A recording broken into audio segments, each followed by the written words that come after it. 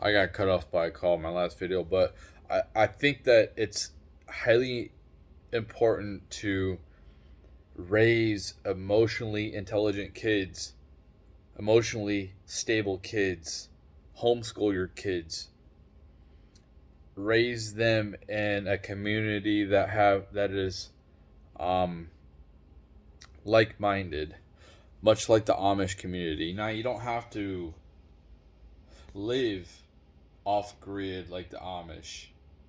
I would say you have that option, but I think it's okay to have some modern conveniences.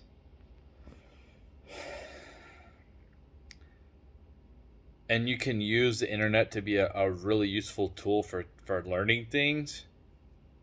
But when it comes to like social media, um, that brings like invitation of others into your life that um, it's not good for a long term relationship, and it brings temptation. It's not just for the females, but it's for the males too. It brings temptation to think that the grass is greener on the other side when all you got to do is water your own lawn. And however awesome that looks, however awesome that other lifestyle looks, appreciate what you actually have. And I know it's weird coming from somebody like me that like complains about um, my situation. But when you hear me complain about my situation, it's because I'm not somewhere where I want to be when it comes to what I do for work. I mean, how I fund my life, where I live, people around me. Um, I don't. There is a lot of frustration in my own life, but I do have appreciation for things. You know what I mean? Um,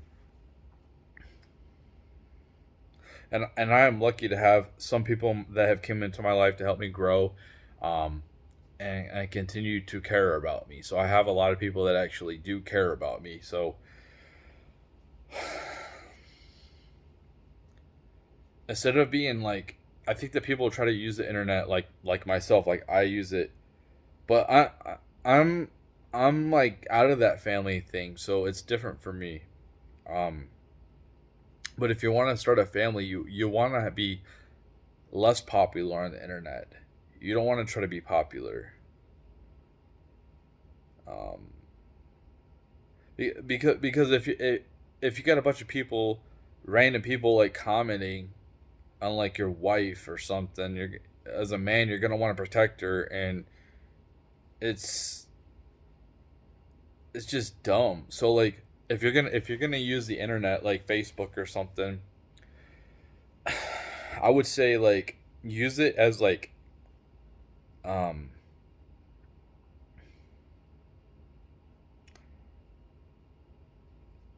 use it as a tool as like a family notebook or something like that, a family collage where you only have people in your family and close friends on there, so there's no drama that gets started. And probably would be best to have like a unification type of um, family one. um, and I understand when you're in this relationship with this person that it's not going to be sunshine and rainbows, and you might find somebody else that's more exhilarating in the moment, but that's not going to last. um, you can only keep up with the honeymoon phase and different relationships for so long as a female. And men need to be more fucking mature and not and resist temptation. It's called sacrifice. If you want to have kids, this is what I'm talking about. If you want to have kids and you want to have a family, You have to make sacrifices. You want to keep things tight knit. You don't want to just have anybody. You don't want to try to be popular, man. Like there's no reason to be popular like you're in like middle school. Like right now I'm trying to have a, you know, trying to get a message out, but like and the internet is, it's hard. It's really hard. It's just like it, if you're a family of um, modest a modest lifestyle, and then all of a sudden you come into like a bunch of wealth, I bet you like you'll probably appreciate the meager days more than you do having all this excess. Um, because you did it together, you stayed together through that adversity. You'll probably look back and be like, man, and you'll probably it's just it all comes down to the leadership of the man. You got to stay strong, dude. You got to stay real strong. Um, I mean, I look crazy. But you got to stay strong. You got to as a man keep um trying to better yourself. So this is where it comes in with these red pill guys. Like always achieve, like they're always like achieve the excellence, which is great. You don't have to be Andrew Tate. You don't have to be these other YouTubers who are like, I got all these girls. No, you don't have to be like that. But like, you want to keep bettering yourself. You want to be the leader of the group. You want to be the example people follow. And I think that a lot of females, like guys, complain about women gaining a bunch of weight in their relationship, and I think that's directly on the male. Like they're allowing that to happen. They're allowing the female to get comfortable because they're comfortable themselves. Um, it all comes back, and sexuality, all that, it comes back to the man. If you only objectify your woman, you're gonna get bored with her. If you develop some type of emotional attachment to her, so like when you only want to be intimate with her. I mean, obviously, as a man, like we're visual, and we're always gonna be looking at other women. Of course, we're always gonna be like wanting something else, but keeping control of your sexuality is huge if you want to have a good family, a monogamous relationship. And to raise a family, you need a monogamous relationship. Um, I think. I think that's the best way to go. Um, it alleviates a lot of jealousy, but you have to have trust and communication. Communication is key, man, and respect. So, like, if there's a problem, you talk to each other with respect,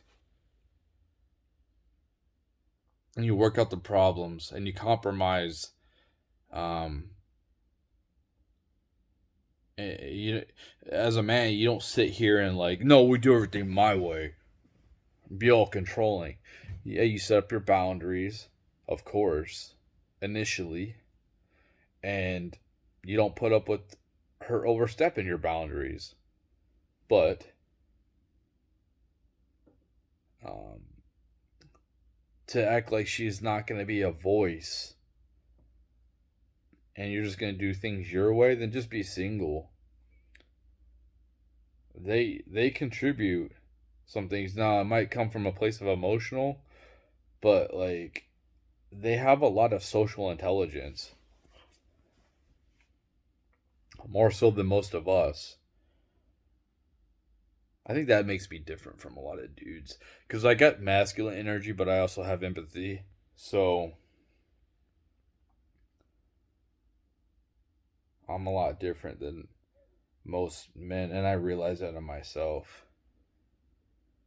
I do got a sensitive side, but I'm masculine.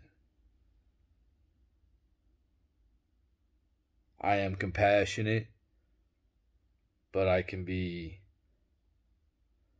drop people because of my conditioning. If they disrespect me or I feel like they're wronging me. Don't wish anything bad on anybody.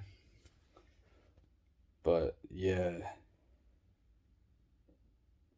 Not everything I say is 100% right. Okay, I'm not out here saying that everything I say is right. I'm just saying like from what I see, from what am I a lot of the stuff I talk about is I have experienced a lot of things, so I have that in my corner. Um,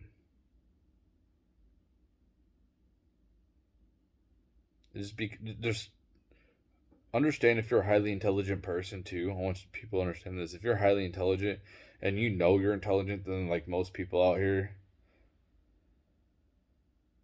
I see it's easy to fall in the trap like you think you're better than everybody. I think it's um